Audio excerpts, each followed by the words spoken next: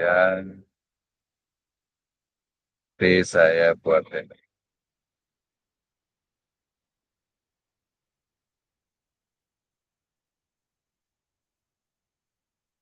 Kita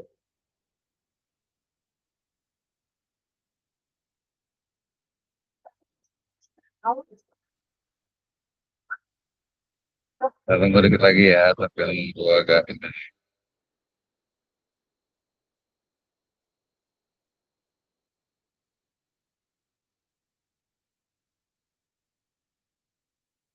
Makasih Kang Dang ya yang sudah ini. Pak, iya sama-sama. Nanti jangan lupa untuk UTS sama buasnya yang kemarin saya bilang itu. Siap, insya Allah diisi. Nah, diisi ya. Yang lain juga nih. Yang lain juga mungkin kalau ada pertanyaan. Kayaknya kita kemarin karena 2 pekan sekali sih ya. Jadi agak-agak tambah lupa kayaknya.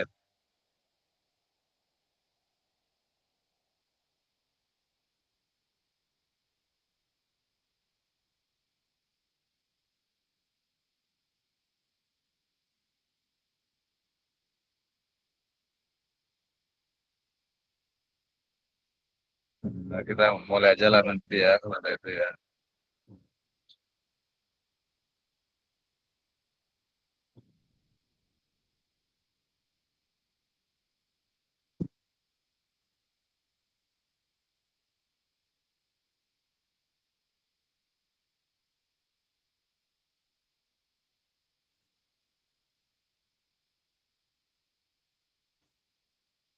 Ya, nggak apa-apa. Kita juga buat ini juga di sebagian lagi hikmah.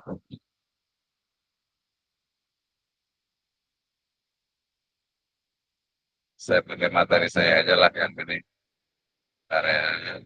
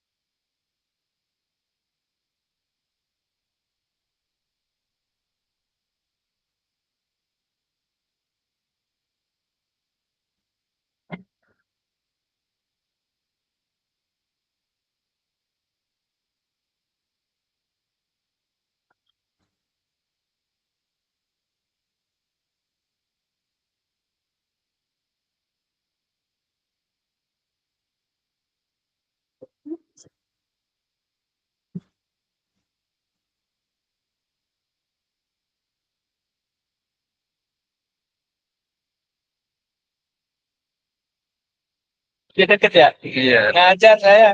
Ini baru ini. 1 jam setengah, 1 jam setengah. Jangan ini bisa. Oh, ini bisa yang ini. Bisa. Oh, ini juga itu nih apa namanya?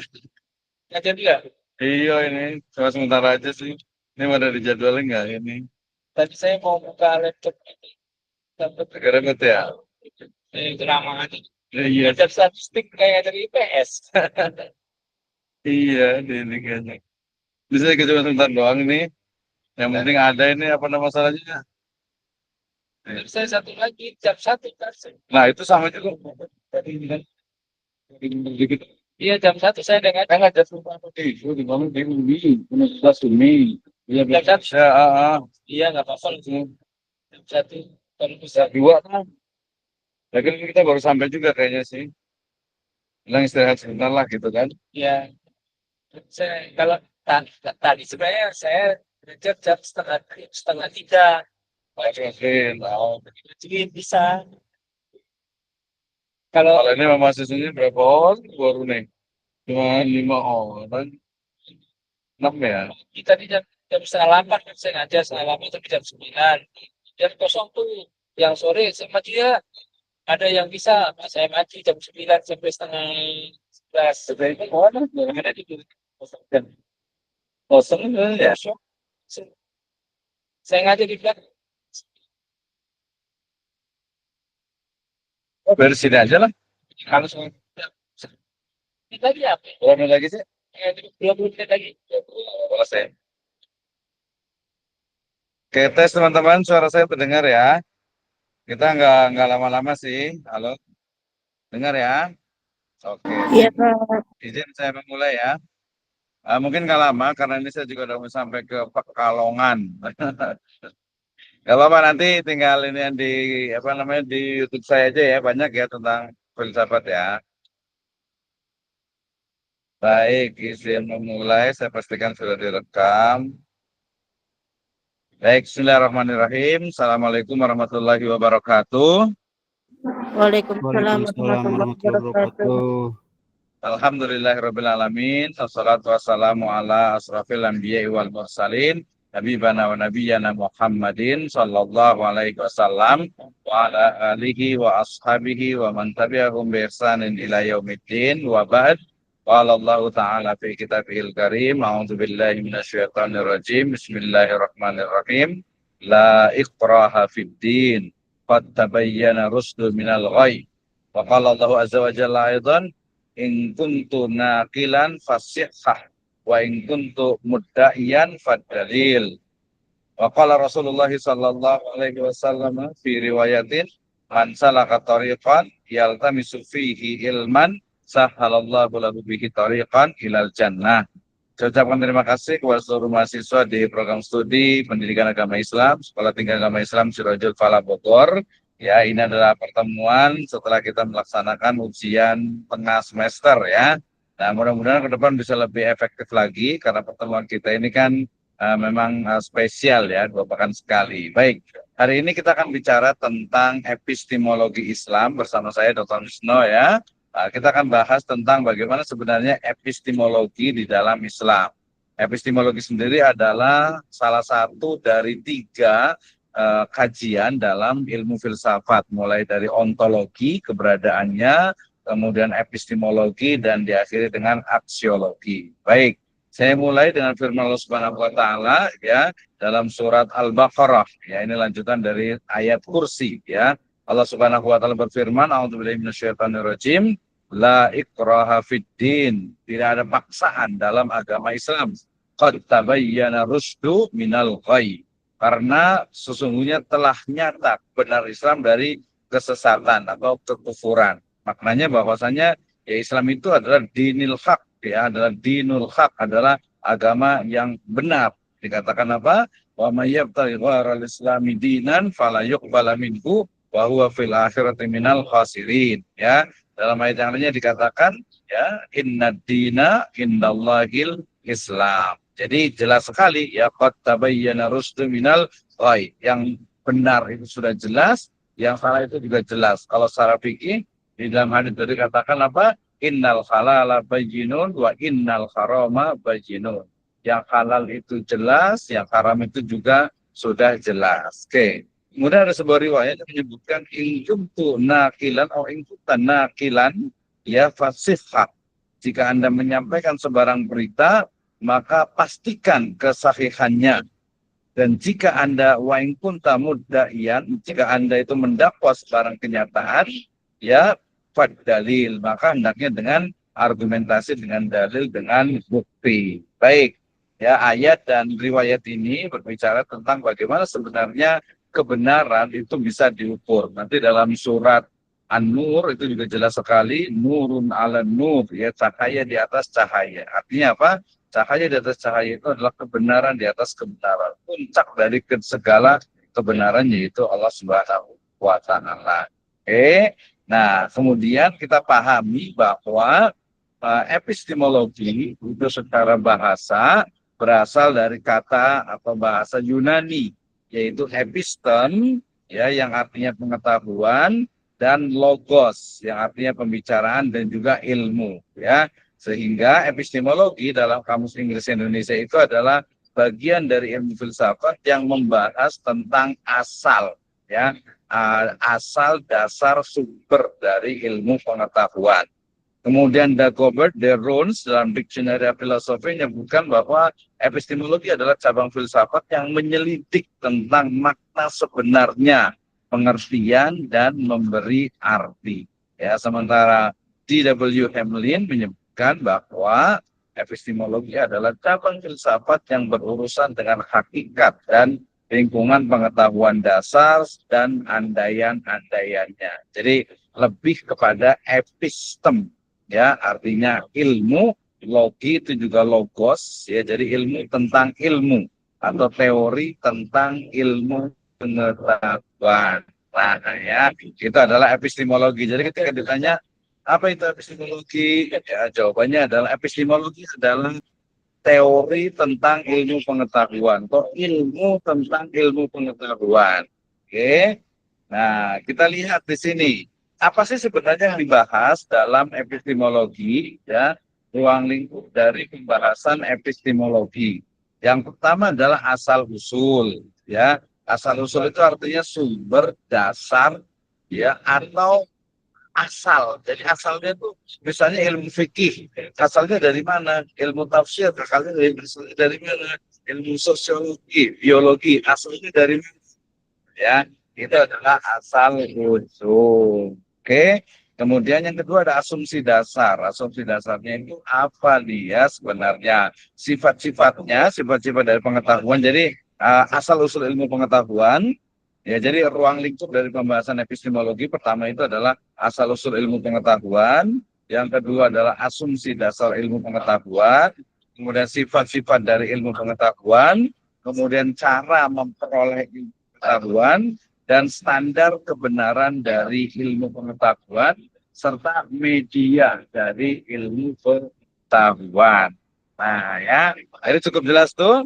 Ya, saya ulang-ulang lagi, epistemologi itu apa? Epistemologi adalah ilmu tentang ilmu pengetahuan atau teori-teori berkaitan dengan ilmu pengetahuan. Apa ruang lingkupnya? Apa yang dibahas adalah asal-usul ilmu pengetahuan, asumsi dasar ilmu pengetahuan, sifat-sifat ilmu pengetahuan, cara memperoleh ilmu pengetahuan, standar kebenaran ilmu pengetahuan, dan media ilmu pengetahuan. Oke, ruang lingkupnya, jadi yang ditanya itu adalah apa yang dimaksud dengan ilmu pengetahuan. Jadi ilmu itu apa sih? Ya, kalau dalam bahasa Arab itu ada al-ilmu wal ma'arif, awil ma'rifah. Kalau dalam bahasa Inggris itu ada knowledge dengan science. Jadi so difference, ya, beda antara ilmu dengan pengetahuan. Tapi kalau di bahasa Indonesia itu jadi ilmu pengetahuan. Jadi epistemologi itu menanyakan tentang apa yang dimaksud dengan ilmu pengetahuan. Ya, ilmu pengetahuan. Yang kedua adalah sumber dari ilmu pengetahuan. Apakah dia itu logika, rasional, rasio, apakah juga wahyu, atau mungkin empirisme yang nampak oleh panca indera. Ya, itu yang kedua. Ya, yang ketiga adalah dari mana asal usul ilmu pengetahuan dan bagaimana kita mengetahuinya. Ya, jadi asal usul kata itu dari mana? Kalau dalam Islam dikatakan al-haqqu mir rabbika fala takunanna minal mumtarin. Kebenaran itu datang dari Allah Subhanahu wa taala, maka janganlah kalian termasuk orang-orang yang paling. Nah, termasuk saya ambil dari guru saya Profesor Dr. Juhaya S. Praja dari UIN Sunan Gunung Jati Bandung. Beliau mengatakan, jadi ruang itu dari epistemologi itu adalah apakah pengetahuan kita itu benar? Hah? Jadi standar dari kebenaran ilmu pengetahuan itu apa sebenarnya? Nah, seperti ini ya. Oke. Kemudian kalau dari Ahmad Tafsir juga sama, Profesor Dr. Ahmad Tafsir, beliau mengatakan bahwa epistemologi itu adalah ilmu yang membahas tentang sumber pengetahuan dan bagaimana memperoleh pengetahuan.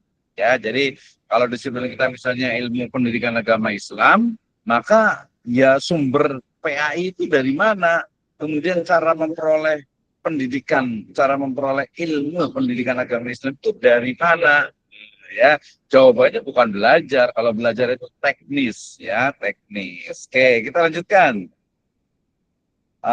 Jadi tadi kalau ditanya tentang ruang lingkupnya, gitu ya, maka kita langsung masuk ke pembahasan. Jadi ketika ditanya bagaimana cara mendapatkan ilmu pengetahuan, maka kita bisa bagi dua nih, ya, dengan panca indera dan juga akal. Nah ini biasanya dari epistemologinya Barat, ya. Jadi epistemologi Barat itu adalah sesuatu yang dapat diketahui adalah segala sesuatu sejauh ia dapat diobservasi secara indrawi. Ya, jadi kalau di epistemologi Barat itu ya ilmu itu sesuatu yang bisa diketahui, yang masuk akal, rasional, kemudian juga observasi atau bisa diobservasi. Jadi sumbernya itu dua, ya, ada panca indera dan juga akal, ya. Makanya di sini kalau di Barat itu ada dialektik, ada kontemplatif, ada induktif, ada deduktif dan juga positivisme. Oke. Nah, sementara epistemologi dalam Islam itu mengetahui tidak sebatas pada objek-objek fisik, namun juga non-fisik. Ya, semisal malaikat, alam gaib, hari kiamat, surga, neraka, dan sebagainya. Jadi, bedanya antara epistemologi Barat dengan epistemologi Islam itu adalah dari sumbernya. Kalau Barat itu tidak menerima wahyu sebagai sumber dari ilmu pengetahuan. Ya, karena menurut mereka itu tidak rasional, itu tidak observator, tidak bisa diobservasi, ya, tidak bisa dicerna oleh panca indera. Iya kan, tidak bisa dicerna oleh panca indera, yaitu karena adalah sumbernya itu adalah iman. Ya, kita kan nggak bisa lihat malaikat gitu ya, tapi nggak bisa gitu ya. Hari kiamat kan kita nggak tahu gitu ya. Kita suci tahunya kita sekarang yang sudah ada. Nah, itu tapi perspektifnya dari Barat ya. Kemudian, nah kalau dalam Islam ini penting nih harus diperhatikan ya teman-teman semuanya. Jadi dalam Islam itu cara memperoleh ilmu pengetahuan itu minimal itu ada tiga ya. Pertama adalah metode ya bayani. Oh bayaninya belum ada di sini ya. Ada metode bayani ya, kemudian metode burhani, ya, kemudian metode tajribi, dan juga metode irfani. Ya, jadi ada burhani itu dia adalah logika, ya, kemudian tajribi itu adalah eksperimen, kemudian irfani itu adalah intuisi. Nanti ada juga yang isyari. Nah, bayani di sini sebelum sebutkan nih, bayani itu adalah penjelasan, ya, menjelaskan. Artinya itu mengambil detail ilmu itu dari teks wahyu yaitu Al-Quran dan As-Sunnah. Oke, jadi kalau ditanya bagaimana dalam Islam, bagaimana cara mendapatkan ilmu pengetahuan dalam Islam, maka jawabannya adalah pertama melalui metode bayani, yang kedua melalui metode burhani atau logika, yang ketiga melalui metode tajribi atau eksperimen, kemudian yang keempat melalui metode irfani atau intuisi. Nah, masing-masingnya tentu saja berbeda-beda. Ya, misalnya metode tajribi atau eksperimen itu berlaku pada khususnya ilmu-ilmu alam. Ya, ilmu-ilmu alam yang memang memerlukan adanya eksperimen. Ya, misalnya nih, ya, mungkin tidak ya, kemarin ada sebuah riset teman itu ketika air zam-zam, kita kan tahu tuh air zam-zam itu kan ya mujizat ya, artinya itu keberkahannya itu sangat banyak lah ya. Nah, kemudian ketika air zam-zam itu digunakan misalnya untuk membesarkan ikan misalnya gitu ya. Kalau di sini kayaknya sayang banget ya. Tapi karena uji coba eksperimennya nggak apa-apa gitu ya. Jadi ikan ya kemudian diletakkan di sebuah kita sebut aja akuarium lah ya. Akuarium air zam-zam ya, akuarium zam-zam. Yang satu pakai air zam-zam, yang satu pakai air biasa. Nah, kira-kira ada tidak pengaruhnya dari sisi kesehatannya, dari sisi mungkin apa dari pertumbuhannya dari ikan itu ya. Nah, itu ada dicari itu. Jadi itu dia eksperimen. Kalau Burhani logika itu lebih kepada sesuatu yang sifatnya itu logis. Misalnya begini, kalau dialektikanya apa Yunani itu kan semua orang pasti mati. Abdurrahman adalah orang, ya maka Abdurrahman pasti akan mati, meninggal lah gitu ya. Nah itu logis tuh ya. Misalnya hari ini saya sedang naik kereta nih ke Pekalongan, gitu ya logikanya adalah ya sesuai jadwal itu saya akan sampai ya di 11.20 gitu ya. Nah itu adalah logika gitu ya.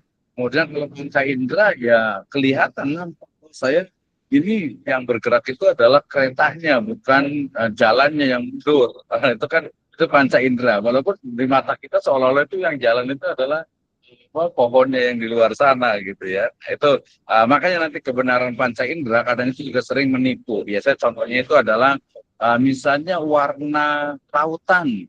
Orang nyebutnya lautan itu biru. Padahal ketika kita datang ke lautan, ke tengah lautan yang biru kelihatannya, ya ternyata tidak biru. Kemudian langit juga sama. Langit itu seolah-olah itu warnanya itu biru kalau lagi cerah. Padahal ketika kita sampai ke atas langit itu tidak ada warna itu. Itu berarti kebenaran yang relatif yang tidak belum tentu benar karena ya kebenarannya itu dia dibatasi oleh panca indera. Nah, waktu itu ya. Kemudian kalau intuisi atau irfan ini berkaitan dengan kalau para nabi itu ya apa mukjizat ya, di mana Nabi SAW misalnya mendapatkan wahyu ya, kemudian ada beberapa ya nabi dan rasul kan itu mendapatkan wahyu ya dari Allah Subhanahu Wa Taala itu adalah intuisi. Oke, kemudian kalau misalnya ini kalau kita kembali ke contoh, tadi kan kita bicara tentang dalam Islam ya, di Yunani juga. Nah, kita kasih contoh misalnya asal-usul alam semesta. Kalau orang Yunani, misalnya Thales misalnya, dia mengatakan bahwasanya zat utama yang menjadi dasar semuanya itu adalah air, ya. Air, jadi sebagai sumber kehidupan. Di dalam Al-Quran disebutkan juga Allah Subhanahu Wa Taala menghidupkan segala sesuatu itu minal ma dari air juga, gitu ya. Oke, kemudian Anaximander menyebut bahwa permulaan dari yang pertama tidak bisa ditentukan payron karena tidak memiliki sifat-sifat zat yang ada saat ini. Gitu. Jadi ketika ini kan sebenarnya mereka itu filsafat alam yang mencari eksistensi ontologi atau keberadaan dari Allah Subhanahu Wa Taala. Ya. Anaximander juga menyebut bahwa zat yang awal adalah udara atau nafas atau roh.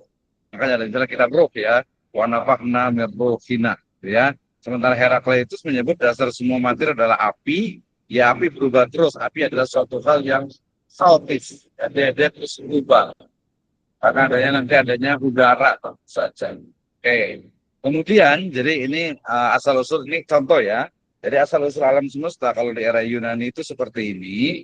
Kemudian di eranya abad pertengahan, ya muncul common sense yang melakukan trial and error, ada uji coba. Ya, kemudian disitulah mulai berkembang yang namanya ilmu pengetahuan, applied arts dan juga fine arts. Ya, jadi ilmu-ilmu yang membawa kepada kemanfaatan dan juga kebenaran yang dianggap mendekati kebenaran. Ya, menurut mereka sebuah kebenaran. Itu misalnya kalau kita lihat di bumi ini kan matahari yang berjalan dari timur ke barat, gitu ya.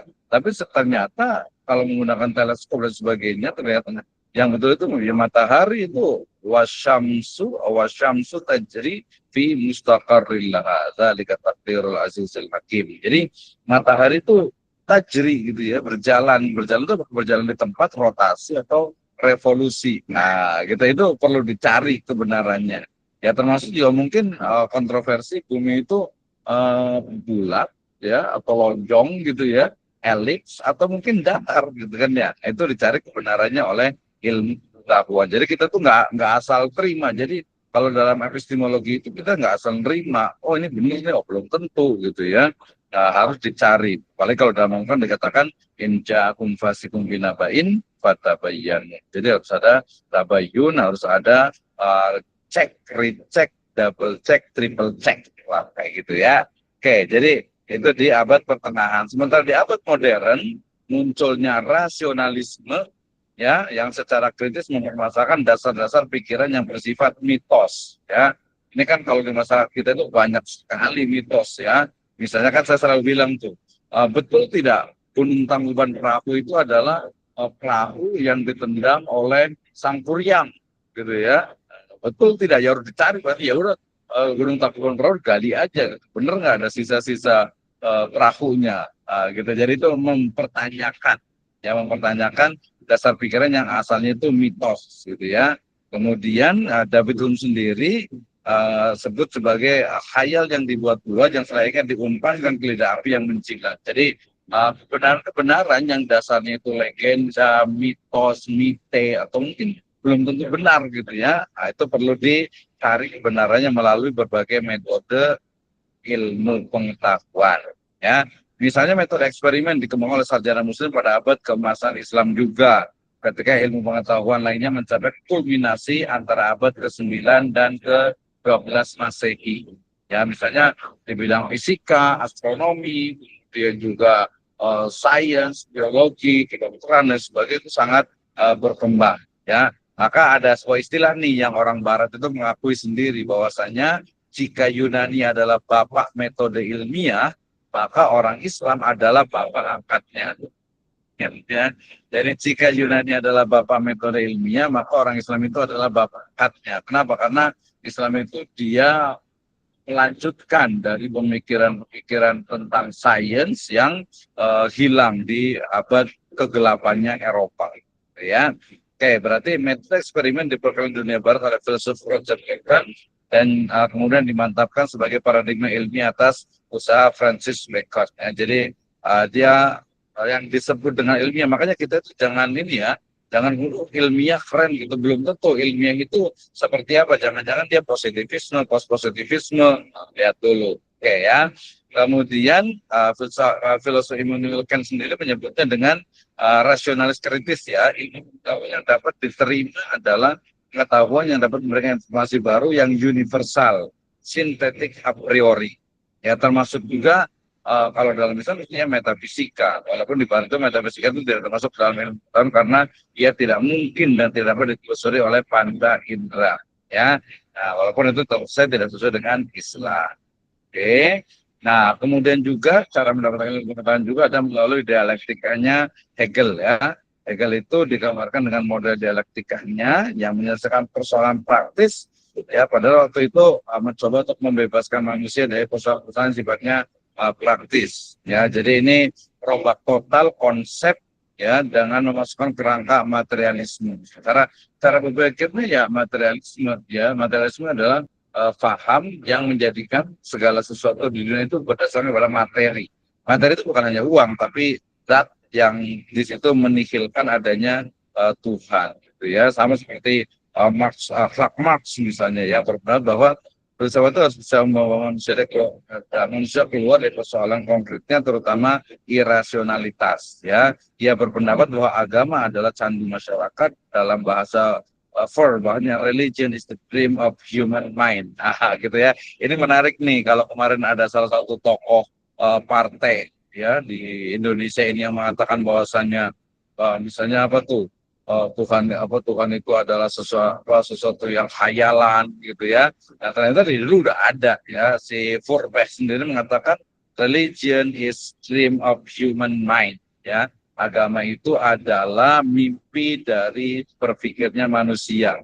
Atau mungkin tadi Clarence kan menyebutnya agama itu adalah candu masyarakat. Makanya ini kita sebagai cendekiawan, kita sebagai akademisi, mahasiswa harus paham, ternyata memang udah dari dulu juga ternyata gitu ya. Nah, termasuk juga dialektikanya Karl Marx ini ya. Ketika makanya kita mengenal ya waktu SD SMP itu ada teorinya Charles Darwin kan, The Origin of Species ya. Kenapa? Karena memang meniadakan adanya Tuhan gitu. Dan kemudian ya manusia makhluk hidup itu ya hasil dari sebuah evolusi. Jadi dasarnya itu adalah materialisme. Sama seperti kemarin saya lihat di satu akun YouTube juga bahwasanya mereka menerjemahkan Adam itu dengan alam rahim, gitu ya. Nah itu ya jelaslah tidak sesuai dengan syariah Islam. Oke, kemudian yang berikutnya, nah epistemologi Islam itu sendiri itu didasarkan kepada surat Al-Hujurat ayat yang ke-6 dan juga surat Al-Isra ayat yang ke-6 juga ya. Allah Subhanahu wa taala berfirman, "Minasyaitonir wala taqfu ma laisa laka bihi ilmun innas sam'a wal basara wal fuada kullu ulaika kana anhu mas'ula." Janganlah kalian mengikuti apa-apa yang kalian tidak mempunyai pengetahuan tentangnya. Sesungguhnya pendengaran, penglihatan, dan hati semuanya akan dimintai pertanggungjawabannya. Ya, ini menunjukkan bahwasanya ya kita harus banyak belajar nih. Oke, alhamdulillah sudah sampai nih ya di stasiun Pekalongan. Alhamdulillah ya.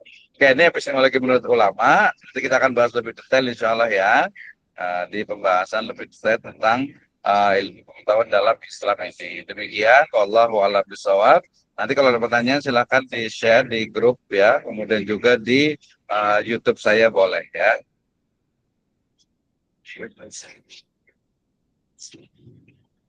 Oke ya, terima